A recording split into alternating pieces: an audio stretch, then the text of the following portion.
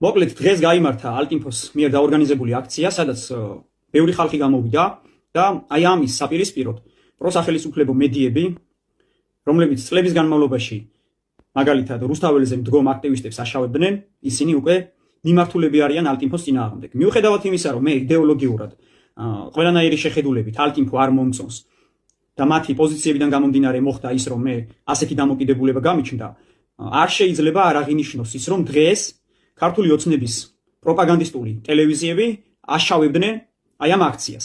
როგორც მაგალითად ეხლა ჩვენ შემთხვევაში რუსთაველზე რომ 100,000 კაცი გამოდიოდით და თუნდაც ეხლაც აი ამ პერიოდში ბოლოს, თუნდაც 28 ნოემბერს 1 წლის თავზე აქციების დაწყებიდან თურმე რომ 2000 კაცი გამოვიდა, სხვა შემთხვევაში რომ 300 კაცი გამოდის. აი ასე ამტკიცებენ დღეს მთელი დღეა ეს ტელევიზიები, რომ ალტინფოს დაანონსებულ აქციაზე, სადაც მართლა ბევრი ხალხი გამოვიდა, 1500 კაცი შეიკრიბა. თან მნიშვნელოვანი არის ის, რომ ერთი მესიჯ ბოქსი აქვთ.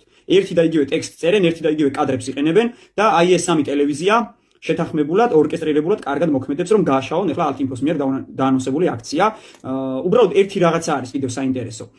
ოპოზიციური მედიები, მაგალითად TV პირველი და ფორმულა ამას არ იღებდნენ. TV პირველს მე ვერც გავამტყუნებ და არც არის გასამტყუნებელი, იმიტომ რომ 5 ივლისს მათ ჟურნალისტებზე როგორი თავდასხმა მოხდა, ეს ყველამ კარგად იცის და სულ რომ არაფერი TV პირველი მორალურად ვერ მისცემს თავის თავს უფლებას, რომ ამათ აქციაზე მივიდეს და გააშუქოს. მაგრამ შეხედეთ ეხლა რა ხდება.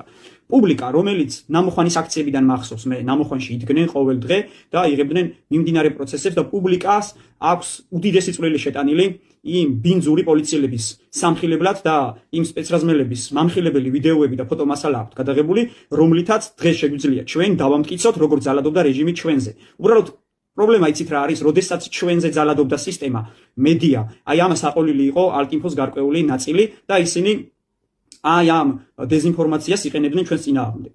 ისინი ყველას მოგვიხსენიებდნენ ლიბერასტებად, ნაციონალებად, თუმცა ძალიან კარგად იციან ვინ ლიბერალია, ვინ ნაციონალია, მაგრამ ყველას ერთ ქვაბში გვხარშავდნენ, იმიტომ რომ მათ ეგონათ, რომ ქართული ოცნება არასდროს არ შეეხებოდა მათ საქმიანობას, მაგრამ ფაქტია, რაც დღესაც ვიხილეთ. ჩვენ თურმე 1500 კაცი ყოფილა.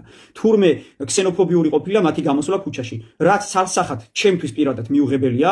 აი, ჩვენ ხომ განსხვავებული პოლიტიკური შეხედულებები გვაქვს, განსხვავებული პრიორიტეტები გვაქვს და იდეალები გვაქვს, კიდაც პოლიტიკურად, ეკონომიკურად, ადამიანურად, მორალურად, ზნეობრივად, მაგრამ აი თქვენი დღევანდელი აქცია, ჩემთვის მაგალითად არ არის ქსენოფობიური, პირიქით მისაღებია იმ კუთხით, რა კუთხითაც გვებრძვის ქართული ოცნება და იმის საპირისპიროდ, რომ არ შეიძლება 30,000 პაკისტანელი ჩამოვიდეს აქ და კორპუსების მშენებლობაში მიიღოს მონაწილეობა და იმ კორპუსებში ისე უცხოელები დასახლდნენ და თბილისში შეიცვალოს ქართველებისა და უცხოელების მაცხოვრებელთა რიცხვი, აი ესე ხელოვნურად და ეს ყველაფერი გაგვისაღონ, რომ თითქოს ეს არის ინვესტიცია.